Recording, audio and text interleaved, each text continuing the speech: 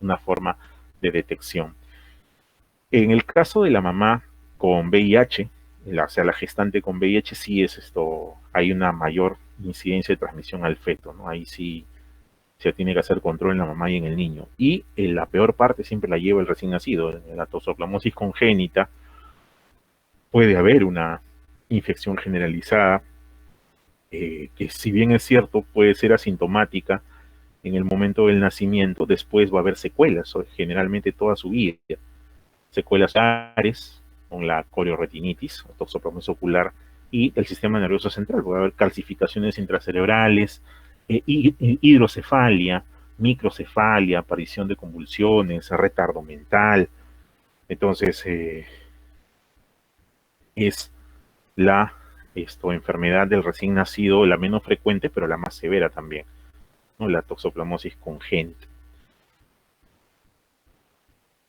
Esta toxoplasmosis congénita que deja secuelas, dicho sea de paso, y ven las secuelas en porcentaje, ¿verdad? Lesiones coloretinales que conducen a ceguera, ceguera unilateral, ceguera bilateral, coroidentitis recurrente, secuela neurológica permanente severa, retardo mental y bajos puntajes de coeficiente intelectual en la gran mayoría de pacientitos. Eso es lo que sucede con el toxoplasma, que es bastante frecuente en nuestro medio también. Ahora vamos a ver al tripanosoma. El tripanosoma, ay, ahí alguien escribió. A ver, pobres gatos, sí, pues no los vamos a comer, Alberto, no, no somos ¿cómo se llama? No los vamos a cocinar. Aunque en vino, bien maceraditos en vinito, quedan buenas. Mentira, no. A ver, ¿el retardo mental por toxoplasmosis es solo durante el embarazo? No. Hay otras causas de retardo mental. No necesariamente solo por toxoplasmosis. Hay otras causas más. Hay otras causas virales inclusive. Hay algunas infecciones transmitidas por virus, parvovirus, herpes, citomegalovirus, que también pueden conducir, el citomegalovirus es conocido, por ejemplo, que pueden conducir a retardo mental por afectación encefálica. No es el único. Así es. No coman gato, chicos, pobre gatito, da pena. No se come el gato, no es de nuestra cultura el gato, ¿no? Aunque dicen que es rico, pero no me da curiosidad. Ok, bien, hablemos del tripanosoma, tripanosomiasis. Vamos a hablar de dos tripanosomiasis, la americana y la africana. La americana, conocida como enfermedad de Chagas, ¿no? Quien no escuchaba la enfermedad de Chagas, y la africana, conocida como enfermedad del sueño. Las personas con trastorno pueden vivir, mira, sí pueden vivir una vida normal, si la afectación neurológica no es severa, Angélica. Pueden presentar ningún síntoma, depende del tipo de afectación que tienen. En algunos casos, si la afectación ha sido cerebral, pueden presentar simplemente convulsiones y nada más. O sea, ¿pueden vivir una vida normal? Por supuesto que pueden vivirla. Depende del grado de afectación. Depende del grado de afectación. La tripanosomiasis americana. Empezamos con la tripanosomiasis americana o enfermedad de Chagas, conocida por ha sido descubierta por el doctor Carlos Chagas, que es causada por un parásito llamado Trypanosoma cruzi. La enfermedad de Chagas, que es un problema de salud en todo el continente americano, afecta a más o menos 18 millones de personas. Y hay otros 100 millones más que están en riesgo de contraer la infección. Más o menos la incidencia reportada es de 200.000 casos al año aproximadamente.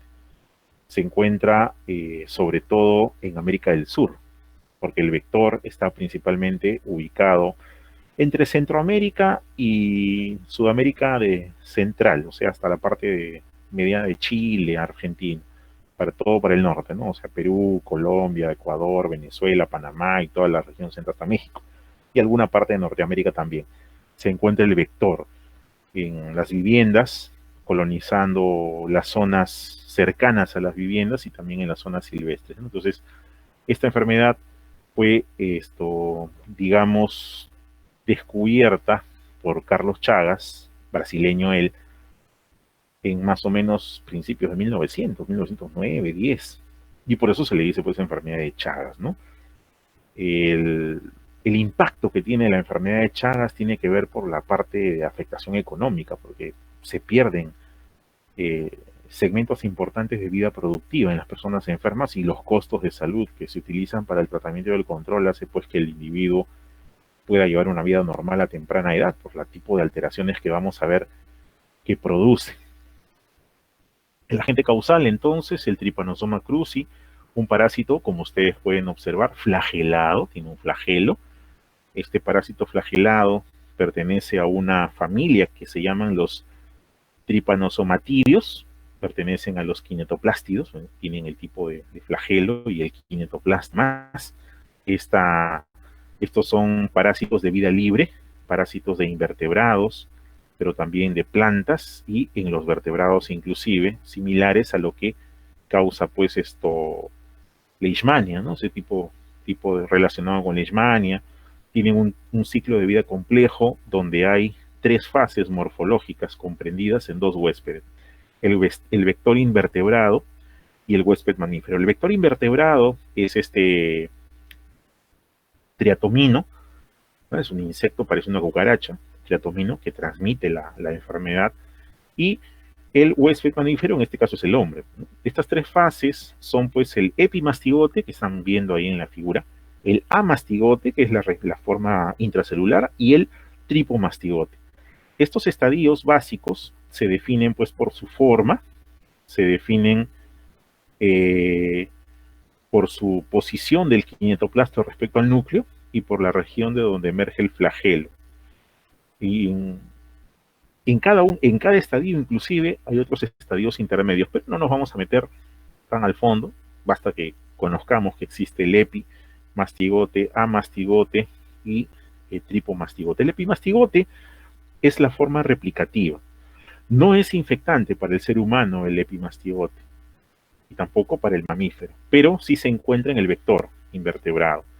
Tiene un kinetoplasto, y como acá está el kinetoplasto, ¿no? Se ubica el kinetoplasto en la parte anterior, cerca al núcleo, aquí está el núcleo, cerca al núcleo está, y este kinetoplasto tiene un flagelo que forma una membrana ondulante, no se aprecia bien acá, pero tiene una membrana ondulante asociada. Este epimastigote se multiplica generalmente en el intestino del doctor y luego da origen al tripomastigote metacíclico, y esto es la forma donde crece este parásito en cultivo. El tripanosoma se puede cultivar y el cultivo me permite ver solamente la forma de epimastigote. El amastigote, que vemos acá, más redondito, el amastigote, es la forma replicativa intracelular que se va a reproducir en el huésped mamífero. En nosotros vamos a tener amastigotes, son los conocidos los nidos de amastigotes en las células musculares, que va a distinguirlo de otros miembros del género. Esta forma proviene de la diferenciación de los tripomastigotes, tiene capacidad de infectar otras células. Se le dice también amastigote leishmanioide por la forma circular, ameboidea casi que tiene un flagelo secuestrado, tienen el flagelo, pero está secuestrado, está dentro de una bolsa, y tiene un núcleo grande y un kinetoplasto grande también. Y luego tenemos al tripomastigote.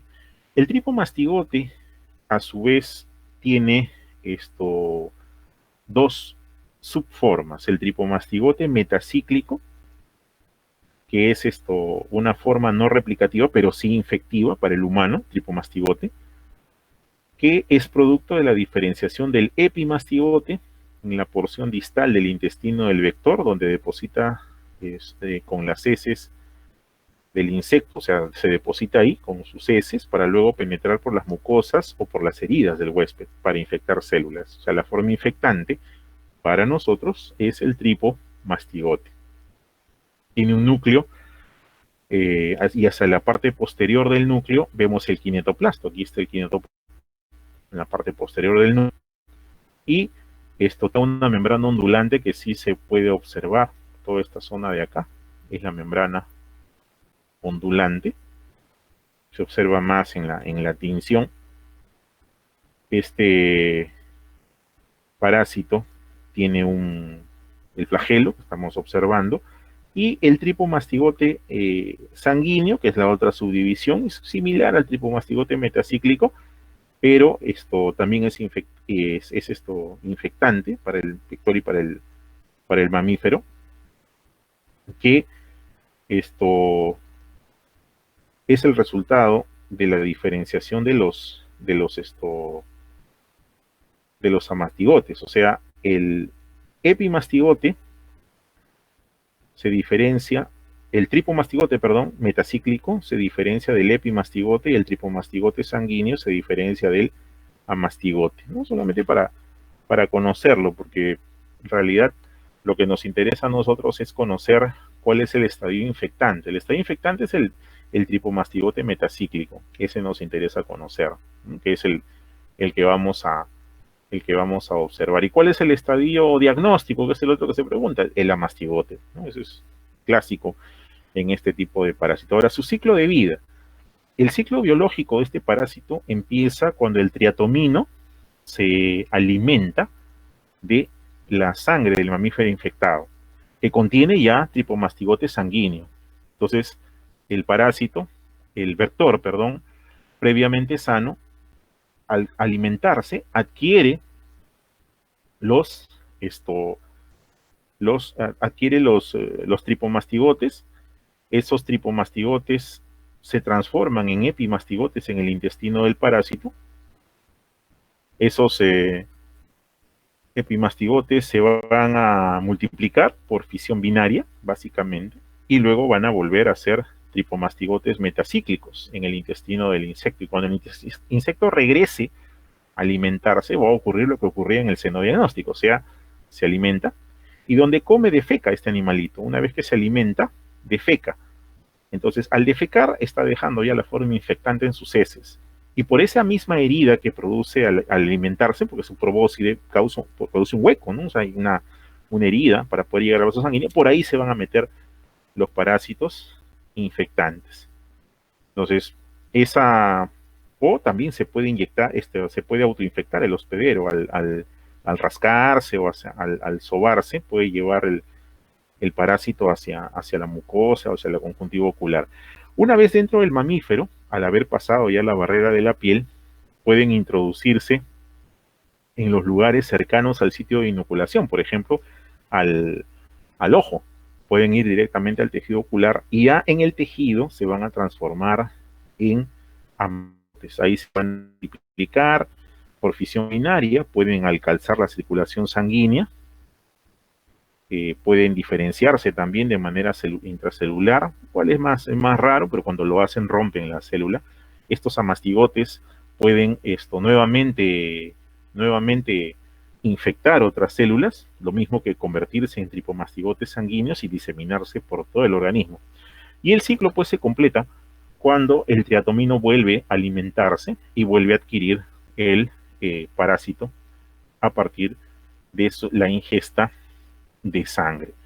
Ahora, el reservorio de este vector, vamos a poner acá primero el vector, que puede ser el triatoma, varias especies hay de triatoma, dependiendo de la zona donde nos encontremos, eso varía también. El infestan se encuentra en el Perú, y es el más común, pero también el Rhodnius es otro tipo de vector, es parecido, se encuentra en la zona de América Central. Y hay otro más que es el Panstronghilus, que vemos aquí, que está presente en la zona del norte del Perú, el Panstronghilus. Este parásito tiene pues una cierta presentación en algunas zonas del sur peruano, Moquegua, Tacna, son característicos a este bicho, le dicen chirimachas, se le dice son conocidos así como chirimachas, ¿no? Como parecidos a las cucarachas en realidad, el parásito. Ahora, la transmisión de la enfermedad ocurre generalmente cuando el vector se alimenta y defeca, pero como les digo, también puede ocurrir de otras formas dentro de las cuales está la transfusión sanguínea. Ojo, también por transfusión sanguínea se puede adquirir y aunque no se ha demostrado presencia de transmisión congénita en algunos lugares, aquí sí se considera una causa importante de transmisión congénita que puede ocurrir como consecuencia, ¿verdad?, del contacto con este patógeno y que trae dentro de las consecuencias en el feto el bajo peso al nacer. Puede haber también problemas respiratorios, puede haber neumonía, hay alteraciones del sistema digestivo, megaesófago, megacolon, e inclusive hay información de que este parásito puede transmitirse por la leche materna, algo que no se ha visto en los demás. Este parásito tiene pues distribución en la zona americana, ¿no?, y en algunas zonas de Europa y Australia por la gente que ha viajado hacia allá, pero es un parásito endémico de la zona americana por el tipo de vector que hay. Casi todas las zonas del Perú tienen evidencia de haber presentado, pero como ustedes ven aquí, aquellas zonas pintadas de rosado, justamente a Arequipa, a Apurímac, Junín, ¿cómo se llama? Huánuco, Ica, y el norte, Piura, Cajamarca, Tumbes, y la región de la selva tienen pues zonas endémicas donde este parásito, donde este vector está presente, por lo tanto el parásito se va transmitiendo, en el caso del Trypanosoma cruzi. La patogenia, la afectación de los tejidos de este Trypanosoma cruzi, tiene que ver con que una vez que el parásito ha penetrado a las células, en el sitio de la infección va a replicarse uno o varios ciclos y luego va a pasar al torrente sanguíneo. Y una vez que alcanza el torrente sanguíneo, puede alcanzar cualquier célula, vaso, hígado, músculo cardíaco, inclusive puede ingresar al macrófago. O sea, el macrófago lo puede detectar y lo fagocita, pero no muere, porque el Trypanosoma cruzi tiene un mecanismo para escapar de la vacuola fagocítica y se va a replicar en el citoplasma del macrófago. Entonces el macrófago le va a servir como vehículo para poder moverse a otro lugar. Ahora, ¿puede haber resistencia a la infección? Sí, depende de la respuesta celular, ¿no?, la cantidad de parásitos que ingresen, la reacción humoral. Por ejemplo, si hay anticuerpos de tipo IgG, puede bloquearse el ingreso del parásito, la acción del complemento, etcétera, pueden ser importantes. Sin embargo, de todos los mecanismos lesivos que puede presentar Trypanosoma cruzi, se ha propuesto 3 teorías, que son las que están enlistadas aquí. Está la teoría del daño directo, donde se supone que el daño principal ocasionado por la enfermedad de Chagas se debe a la directa que produce el parásito al invadir las células del huésped, con la presentación del proceso inflamatorio localizado, el proceso de invasión celular, replicación y muerte de células, liberación de parásitos y reinfección de otras células, provoca pues daños irreversibles en los órganos afectados, sobre todo en el corazón y algunos órganos del sistema digestivo, sobre todo aquellos que tienen músculo liso, vale decir esófago y colon en particular. Y con el paso de los años, la extensión de las zonas afectadas, además del compromiso de células del sistema nervioso periférico que inervan estos órganos, produce pues las alteraciones que se observan en la fase crónica de la enfermedad, el megacolon, el megaesófago. La segunda teoría es la teoría autoinmunitaria. La teoría autoinmunitaria dice que algunas proteínas del parásito tienen epítopos compartidos con proteínas del huésped, o sea, nuestras, o sea, se parecen nuestros tejidos. Eso hace que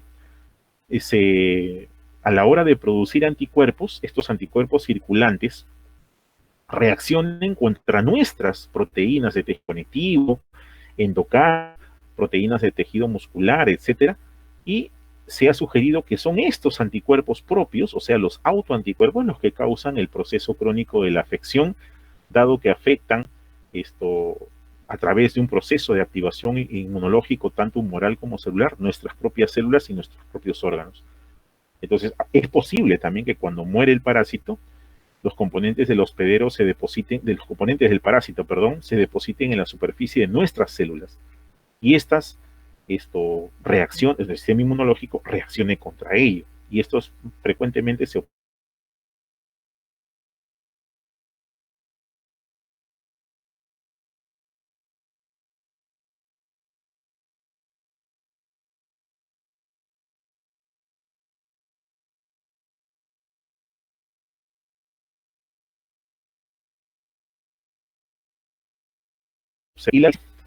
una estimulación excesiva que a través de los años causa lesión irreversible por sobrecarga de trabajo. Eso es lo que da origen al megacolon, al megaesófago.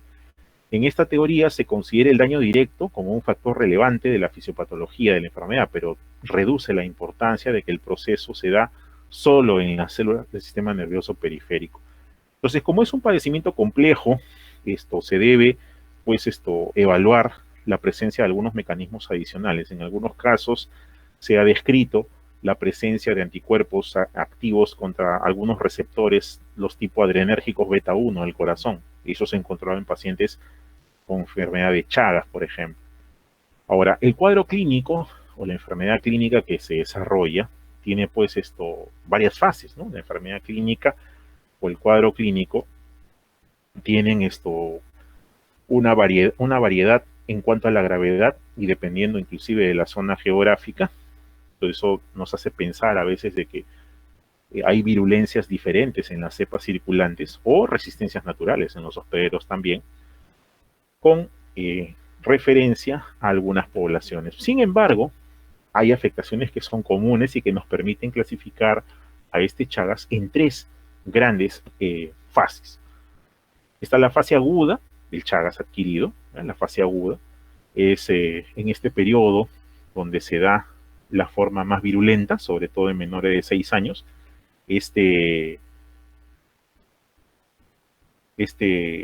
Esta presentación aguda en menores de 6 años puede causar la muerte inclusive debido a alteraciones del sistema nervioso central, meningoencefalitis principalmente, y trastornos cardíacos también hay, miocarditis. Un periodo de incubación de 3 a 10 días, hay parásitos en la circulación sanguínea hasta luego de 6 meses después de la infección. Los parásitos se replican de manera intensa en células epiteliales, macrófagos, fibroblastos, y se pueden presentar el famoso chagoma de inoculación, que es el que vemos aquí, y que es ¿cómo se llama? La reacción presentada en el sitio de la infección, o sea, un proceso inflamatorio agudo que tiene pues una induración dolorosa, tiene presencia de eritema, hay edema, que puede ser inclusive bipalpebral, hay adenitis retroauricular, y que es conocido pues como el signo de Romaña, es el clásico signo de Romaña, y que aparece cuando la infección tiene lugar en la conjuntiva ocular. ¿Cómo llegó ahí? Bueno, las manos. Pues el paciente fue mordido por el triatomino hizo su popó cerca de la herida, y la persona se rascó, ¿verdad?, la herida porque causa escozor, y luego de eso se rascó pues el ojito. Entonces se llevó el parásito directamente al ojito y ahí empezó a causar este problema. Ahora, este signo de Romaña es autolimitado, puede desaparecer, generalmente después de 2 meses ya no hay nada. Sin embargo, la diseminación del parásito sigue por vía linfática y por vía hemática.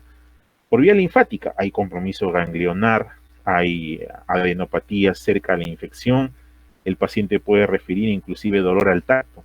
Se pueden identificar, si uno hace biopsia, por ejemplo, podemos identificar a mastigotes en las células ganglionares. Hay malestar general, puede haber fiebre, que puede ser continuo o intermitente, puede haber estos dolores musculares, puede haber escalofríos, se puede presentar náusea, vómito, hepatomegalia, esplenomegalia, y además puede haber astenia y adinario, que da sensación de cansancio progresivo debido al daño cardíaco que empieza a manifestarse en esta fase. El paciente pierde las ganas de hacer las cosas, pierde la fuerza para hacerlas, se cansa rápido, y también se observa aumento de las globulinas séricas y disminución de la albúmina. Algunas otras alteraciones cardíacas, claro que sí, están las arritmias, las taquicardias, puede haber inclusive miocarditis. Hay reportes inclusive de muertes en esta fase, ¿no? Los individuos que pasan la fase aguda pueden evolucionar a la fase crónica. Y aquí, para pasar a la fase crónica, hay una fase llamada subclínica o indeterminada, que es esta de aquí. La fase subclínica o indeterminada, puede inclusive derivar en la cura, sin tratamiento. ¿Y a qué se debe eso? Bueno, a la reacción inmunológica de cada persona. La fase subclínica, perdón,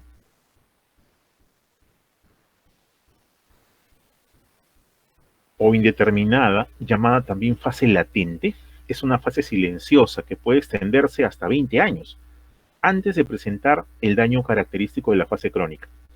En este lapso de fase subclínica latente o indeterminada pueden presentarse alteraciones electrocardiográficas aisladas, por ejemplo, arritmias, taquicardias, puede haber muerte súbita sin necesidad de que haya un diagnóstico claro de la enfermedad. No se evidencia parásitos circulantes, por eso es que es difícil su diagnóstico aquí, y se detecta por lo general accidentalmente, cuando se hace otro tipo de prueba y se sospecha pues de alguien que puede tener Chagas, y sobre todo el diagnóstico en esta parte se hace de forma serológica, o sea, con detección de inmunoglobulinas. Y luego se pasa pues a la fase, en esta zona, en esta parte del Chagas adquirido subclínico, en la fase intermedia, la fase latente, tiene mucho que ver el sistema inmunitario. Se llega a hay tanta presencia de parásitos que el sistema inmunitario deja de reaccionar contra él y empieza a tolerarlo. Es un fenómeno similar al que ocurre cuando empezamos a desarrollarnos y nuestro sistema inmunitario empieza a tolerar la microbiota. O sea, está presente con tanta frecuencia y en tanta abundancia que uno dice, bueno, si viene tanto a visitarme, de repente vive acá, pues lo deja vivir en paz. Entonces sucede eso en la fase subclínica. Sin embargo, eso no es generalmente curación, sino solamente la antesala de la fase crónica, que es la que ya termina de presentarse después de los 15 o 20 años. Y aquí lo que hay pues es una alteración en corazón y músculo liso, como hemos dicho, sobre todo esófago y colon. Hay cardiopatía crónica, hay alteraciones digestivas, neurológicas, la afectación cardíaca, hay alteraciones de la conducción, como ustedes ven, el corazón está dilatado, una miocardiopatía dilatada. Esa alteración de la conducción eléctrica da lugar pues a bloqueos completos o incompletos en algunos casos de las ramas de las de His que causan bloqueos del nodo aurículo-ventricular. Crecimiento ventricular también se presenta, pero más es este crecimiento auricular. Incluye también valvulopatías, estenosis mitral, por ejemplo. Las arritmias están presentes en estos pacientes. El corazón se dilata de manera progresiva y se observa, si uno toma una radiografía de estos pacientes, se observa pues la cardiomegalia, ¿no? Y en la parte de afectación de las vísceras, en el caso del megaesófago, megacolon, se ve, pues, ¿no? Imagínense esta imagen radiológica, eso que se ve al fondo es un esófago varitado, un examen de esófago que normalmente con la luz debería medir entre 1 o 2 centímetros, miren, es grandote, 8, 9, hasta 10 centímetros mide en su expansión. Y esto trae pues una serie de consecuencias en el paciente, ¿no? Y lo mismo el megacolon. El megacolon, hay un crecimiento por expansión por dilatación y pérdida en muchos casos de las fibras musculares lisas, lo que hace que él se distienda con facilidad. Los pacientes pueden tener pues estreñimiento, pueden hacer vólvulo o torsión del intestino y el cuadro se desarrolla por ahí. O sea, ni se sospecha que hay Chagas, pero vienen a presentar este tipo de manifestaciones. En el caso de la fase crónica con este megaesófago es común el fenómeno de paciente con pirosis, con regurgitación, con vómito. Entonces, ¿pero por qué le hacen el examen y sale pues el megaesófago? ¿No? Y esto, claro, en cuestión de años. Y el Chagas congénito, es interesante también. El Chagas congénito, si bien es cierto, se ha demostrado la presencia de la transmisión, ya sea a través de la ruta transplacentaria, como también a través de la ruta del líquido amniótico, y eso es lo curioso en este tipo de enfermedad, nos da una visión de que cuando este Trypanosoma cruzi pasa al feto durante la gestación, nos da un cuadro clínico característico de prematurez. El niño es prematuro, nace antes de tiempo, nace ya con hepatoesplenomegalia y puede tener compromiso del sistema nervioso central y también del corazón. Cuando nacen, por lo general pesan menos de 2.500 gramos. Eso ya es un bajo peso al nacer. El volumen del hígado y del vaso son signos principales de infección. Pocas enfermedades en el recién nacido causan hepatoesplenomegalia al nacer. Entonces el hígado se palpa El vaso se suele palpar también. El cuadro no necesariamente tiene fiebre.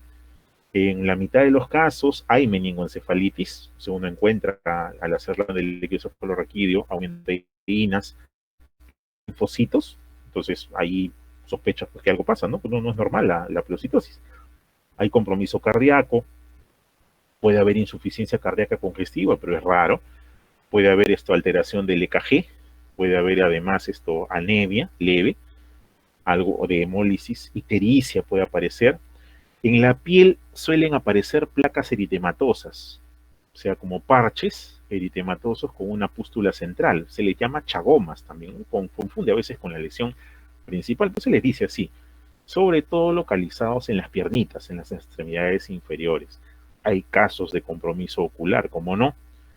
Hay si bien es cierto, no todos los niños con esta infección congénita tienen esta sintomatología, es necesario que si hay bajo peso, haya que buscar esta enfermedad de Chagas congénita, porque es grave, ¿no? Tiene elevada mortalidad. Eh, Hay otro compromiso por Chagas, que es el Chagas transfusional, que habíamos mencionado hace un momento. ¿Puede producirse la Doctor, una infección? consulta, Sí. por favor. Aló, sí. Escucho, Yuli. Si una mujer está en la fase subclínica, o sea, en la fase latente y queda embarazada, ella puede ser que no presente la clínica de la enfermedad, pero Sí, puede haber un Chagas congénito. sí, sí puede haber. Sí puede haber. ¿Por qué? Porque el Chagas está diseminándose en ella. O sea, sí, sí puede presentar. Gracias, doctor. ¿Ok? Este Chagas transfusional, asociado pues a las transfusiones sanguíneas, suele producir un cuadro clínico que va a depender mucho del estado inmunitario del paciente, ¿cómo se llama? Del receptor. En el caso de los inmunocompetentes que reciban transfusión sanguínea, o sea, pacientes sanos, pero que tienen hemorragia, ¿no? Por eso lo transfunden, la infección puede pasar inadvertida. Y si hay sintomatología, por lo mucho hay pues fiebre, eso sí, la fiebre es prolongada. Puede haber adenopatías, puede haber hepatomegalia, y en el caso para detectarlo es bien difícil.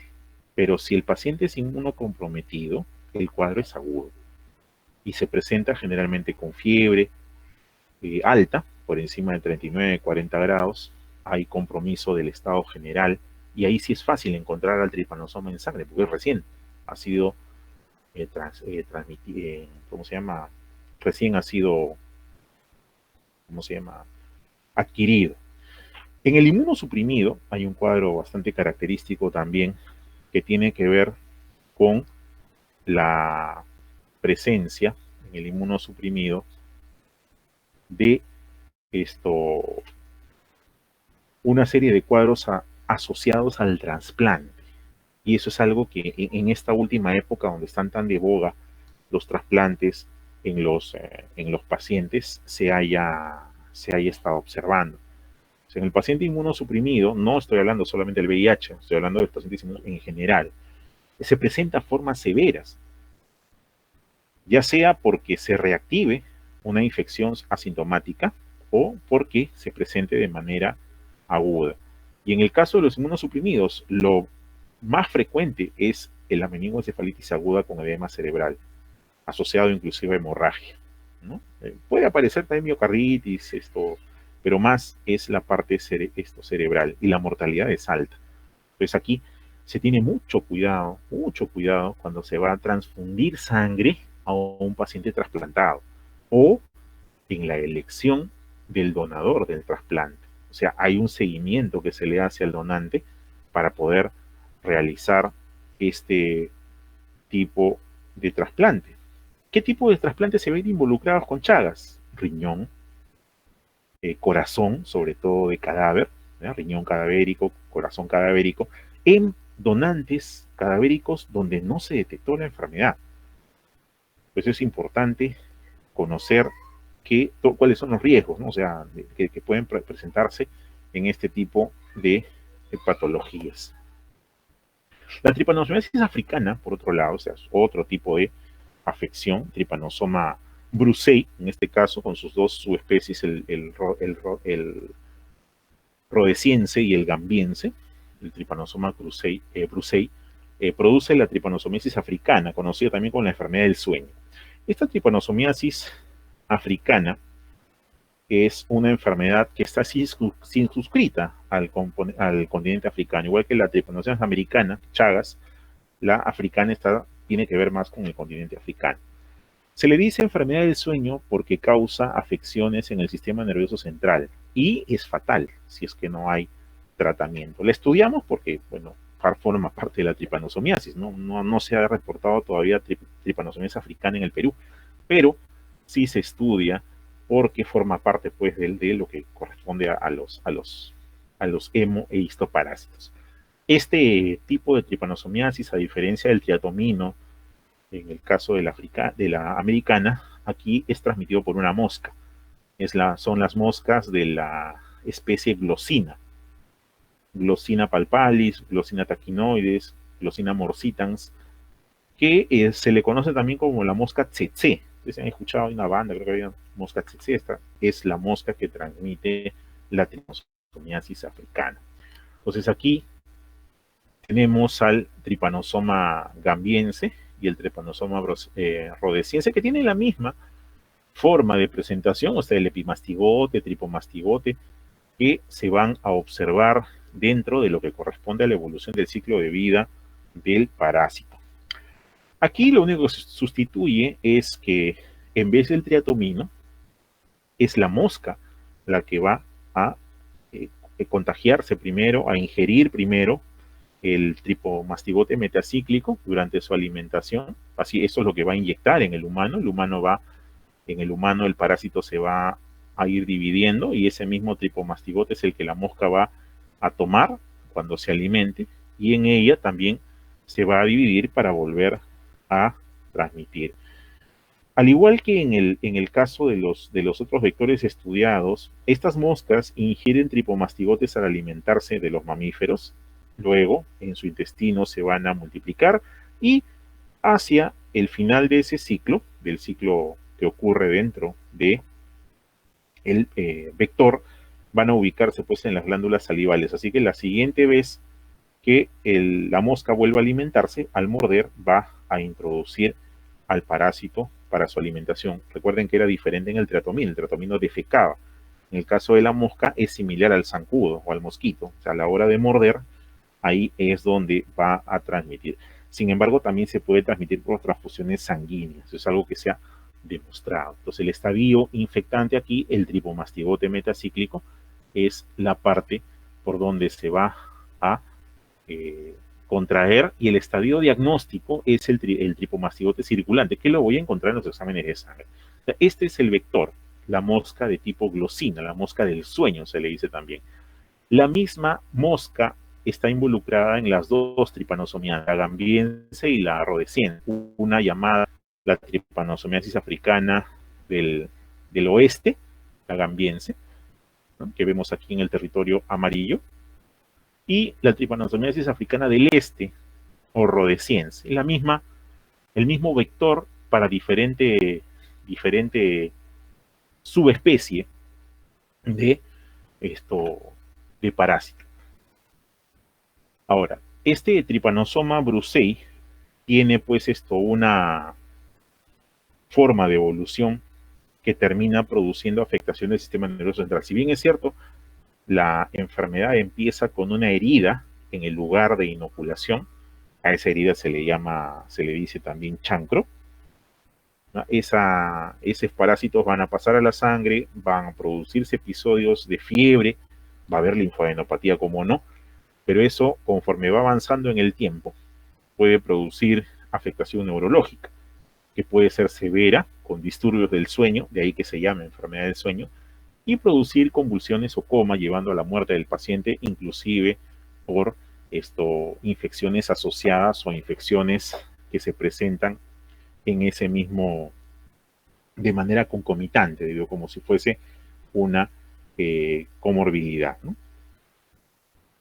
Ahora bien, Hay un componente antiinmunitario también, descrito en la tripanosomiasis africana, donde el sistema inmune dirige autoanticuerpos contra eritrocitos y células cerebrales, y esto contribuye más al daño ocasionado por el parásito.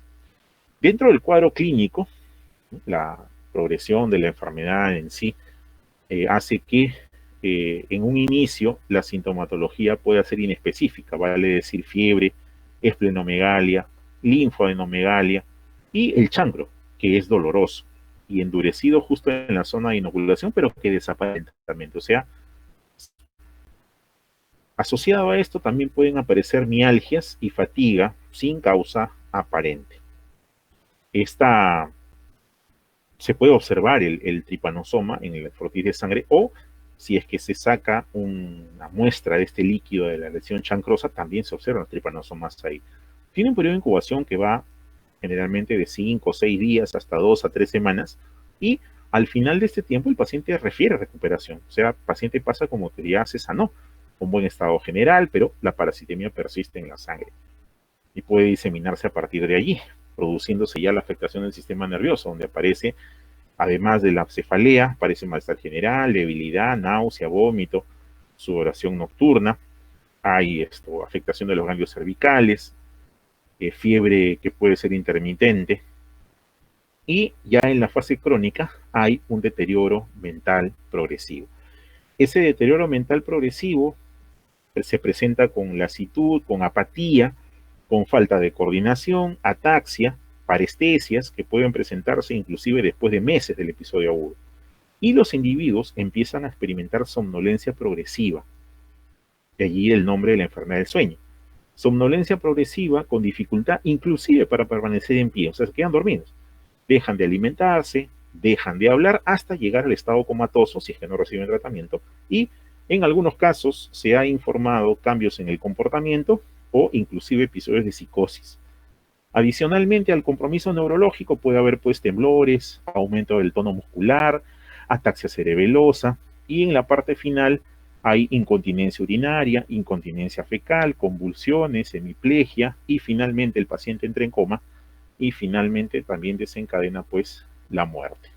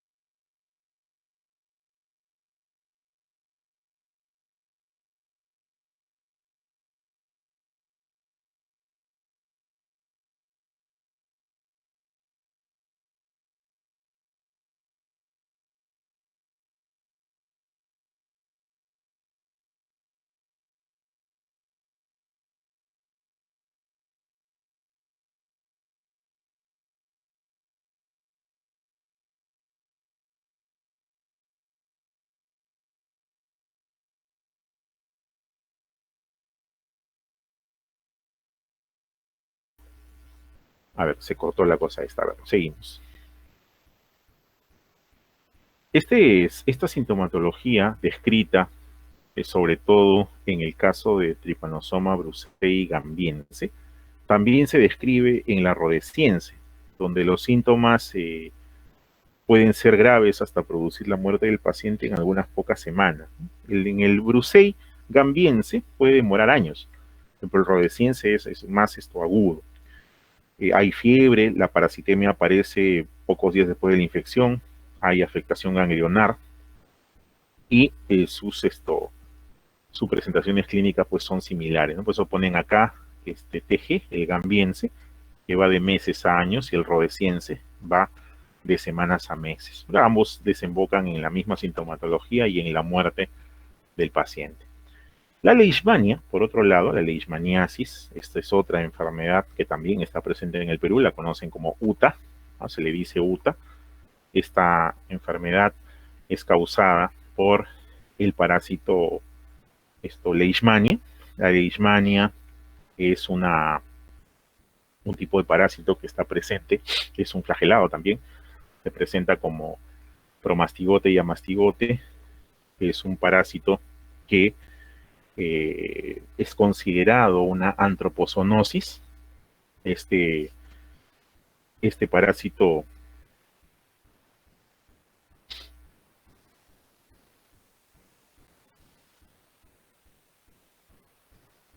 tiene localización intracelular, sobre todo en el macrófago, puede causar lesiones cutáneas, lesiones mucosas y lesiones viscerales, de ahí que veremos que hay leishmaniasis cutánea, leishmaniasis mucocutánea, leishmaniasis visceral, y es transmitida por la picadura de insectos de la familia de los flebótomus, o sea, el mosquito flebótomus y el mosquito lutzomía que hay en el Perú. Hay pues reservorios domésticos y silvestres, así que se le considera de todas maneras como una zoonosis. El Leishmania tiene varias especies. Hay Leishmania brasiliensis, Leishmania donovani, Leishmania mexicana, Leishmania major, que se dividen en sus presentaciones de acuerdo a si están en América o en Europa. En el caso americano hay la Leishmania donovani y la Leishmania brasiliensis y algunas otras especies más, pues son las más frecuentes. Sin embargo, más allá de la identificación de la especie es el comportamiento general de la leishmania en sí la que nos llama la atención. Este protozoario flagelado tiene un ciclo biológico que va a transcurrir entre el insecto y en los tejidos del hospedero vertebrado. El insecto, ya sabemos, el mosquito Flebotomus lutzomia, tiene una morfología que va por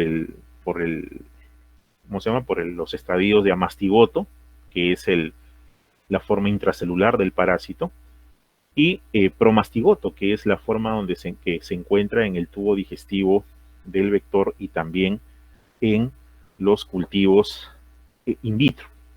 Este parásito tiene una distribución. Vamos a ver primero la epidemiología y de ahí el ciclo de vida. Este parásito tiene una distribución mundial. No solamente está presente en las zonas tropicales y subtropicales, sino hay algunas otras zonas donde también se ha registrado su participación o su presencia en lesiones. Más o menos 12 millones de personas en el mundo se infectan con leishmania.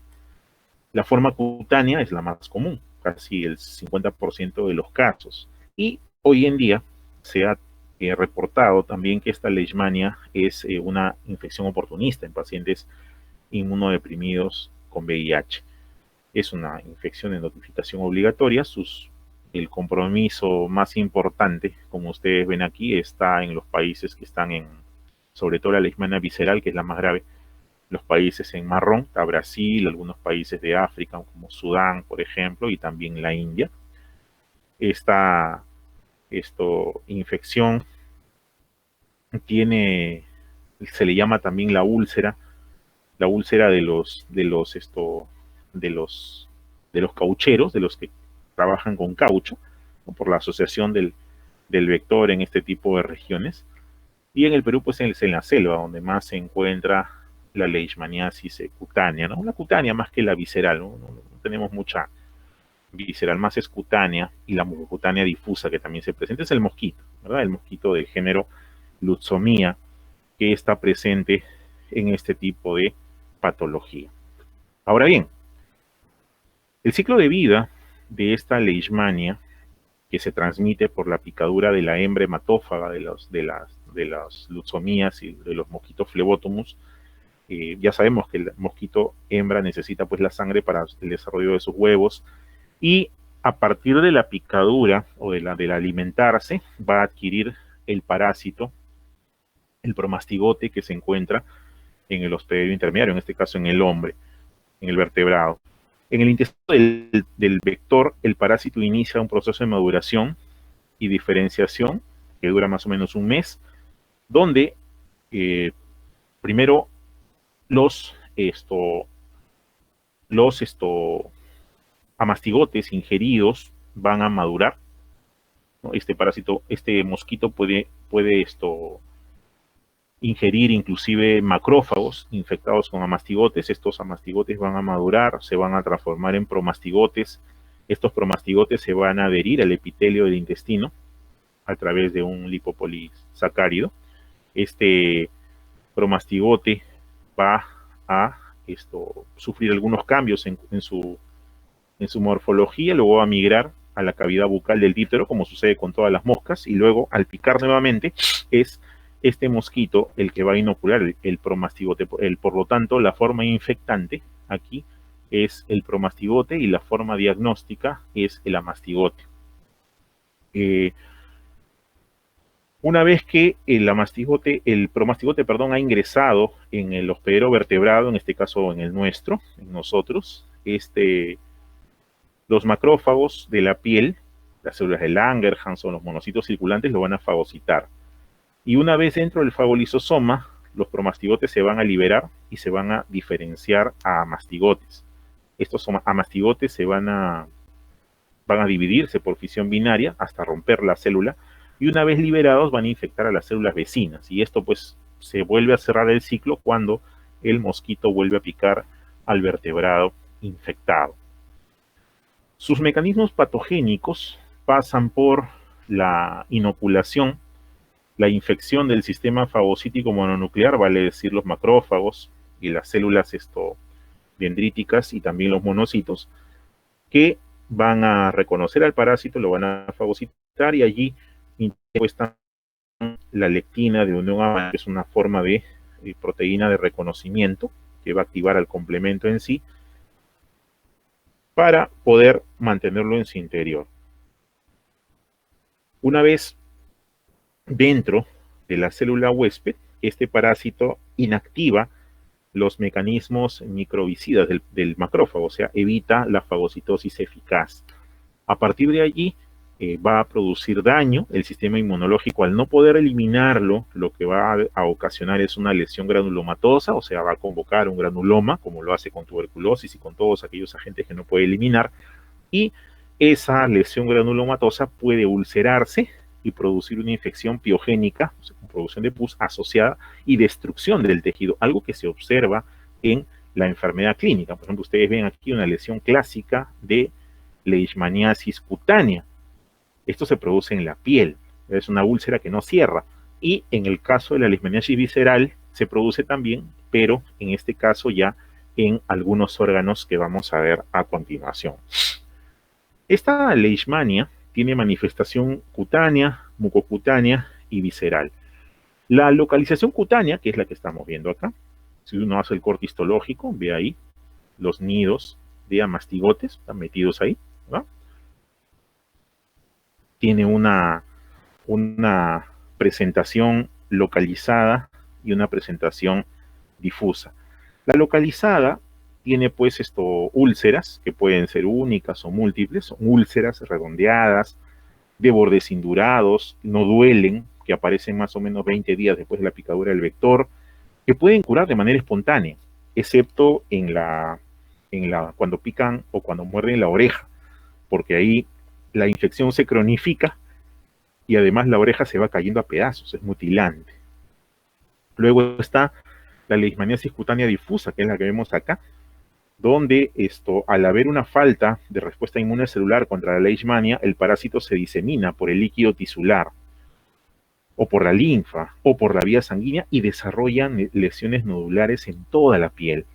Estas lesiones nodulares pueden conducir a la presentación de este tipo de granulomas que podemos ver aquí, ¿no? El paciente tiene en las manos y en el tórax. La leishmaniasis mucocutánea, que vemos también en el Perú, es un poquito más agresiva porque hay destrucción de mucosa. Esta es la llamada espundia. Esta leishmaniasis mucocutánea tiene o se presenta con invasión y destrucción de mucosa nasofaringia. Por eso ustedes ven aquí que hay destrucción, todo esto está roto, inclusive acá hay otras fotos más agresivas que ya no las he puesto, y que desfigura a la persona. Entonces, esta forma clínica pertenece a un complejo de leishmanias, donde está la brasiliensis, la guyanensis y la leishmania peruviana, Perú. Esta forma clínica se desarrolla una vez que ha desaparecido la lesión cutánea y en ocasiones pueden presentarse inclusive 20 años después de la lesión inicial. La lesión es característica por tener pocos parásitos y los daños que se presentan y que estamos observando son secundarios a reacción inflamatoria, que va a ocurrir en mucosa nasal, en mucosa bucal y en mucosa faríngea también. Inclusive los casos ya pueden llevar a la pérdida del tabique nasal, la caída de la nariz completamente. Los tratamientos suelen ser pues prolongados y bueno, hay rechazo, ¿no?, de la comunidad por el aspecto que tiene, porque parece que tuviesen lepra. Y la otra es la leishmaniasis visceral. La leishmaniasis visceral cursa pues con hepatoesplenomegalia. El pacientito, mientras vaso, está marcado ahí, está el reborde, hepatoesplenomegalia, fiebre intermitente, pérdida de peso, anemia, caquexia, ¿verdad? Se le conoce también como el Kala-Azar o enfermedad negra por la hiperpigmentación que se observa en algunos pacientes. Esta leishmaniasis visceral tiene mortalidad de 100% si el paciente no recibe tratamiento. Y aún con tratamiento la mortalidad puede llegar a 15%. La leishmaniasis visceral actualmente es un problema en los inmunodeprimidos, sobre todo aquellos pacientes que son migrantes en la región mediterránea. Y esto se ha encontrado que el paciente, después que se recupera de la leishmaniasis visceral, puede hacer leishmaniasis cutánea posterior. Y aquí es importante la presencia de liberación de factor de necrosis tumoral alfa por parte de los macrófagos infectados. Por eso es que hay fiebre. Y además, este mismo factor de necrosis tumoral alfa causa pues caquexia, causa consumo de tejido graso y muscular en las personas, ¿no? Por último, vamos a ver la babesiosis. La babesiosis es una enfermedad parasitaria causada por un parásito del género de las babesias.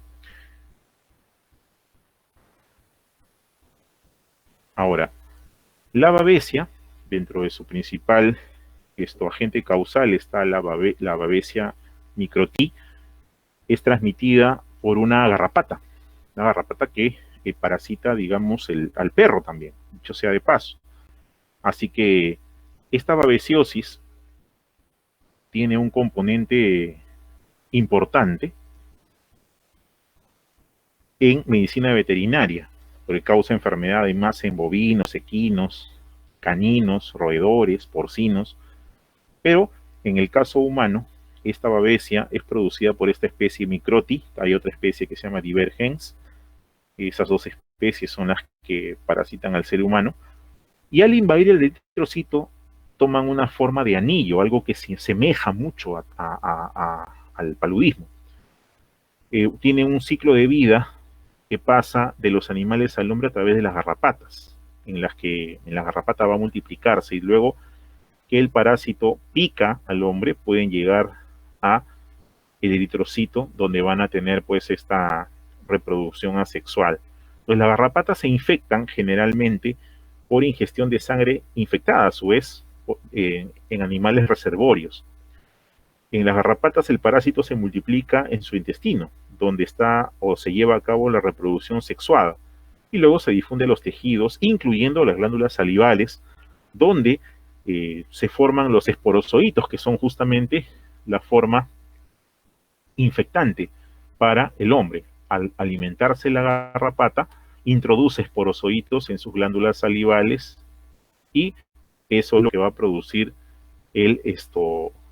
la infección en el hombre, mientras que el estadio diagnóstico son los trofozoitos en forma de anillo presentes en los hematíes. Estos parásitos entran a los glóbulos rojos y una vez ahí se van a replicar asexualmente, similar al curso que tenía malaria, solo que acá es directamente en el hematíe, no sucede en el hígado.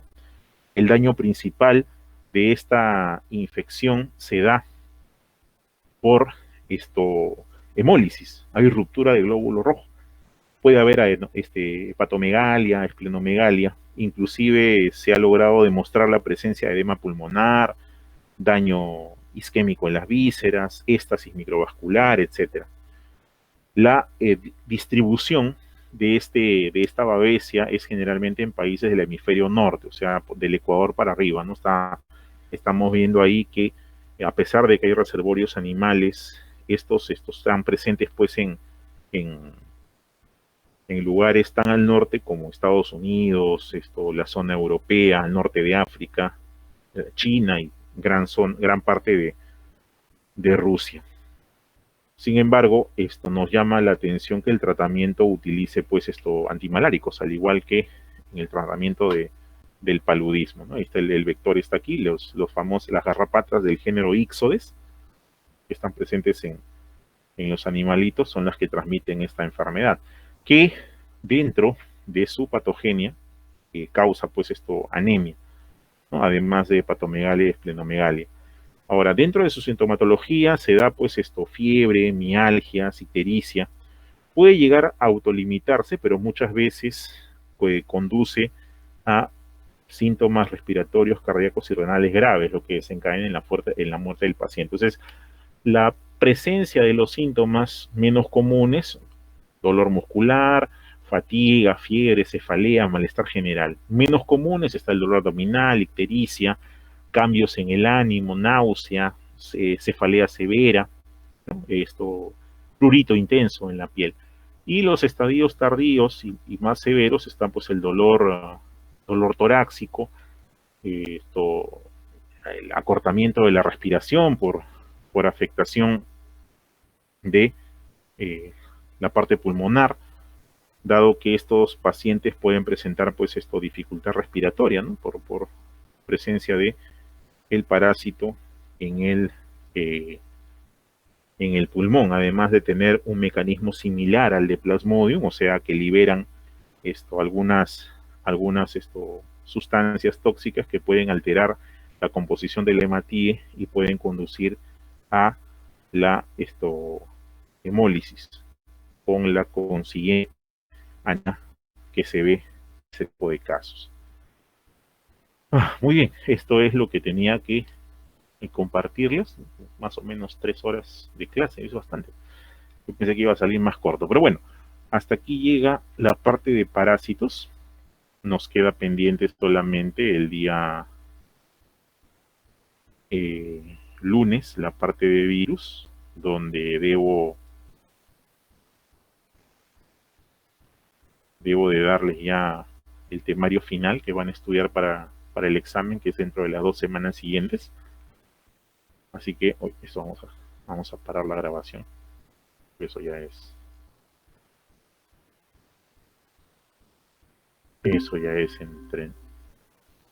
entre nosotros. Así es.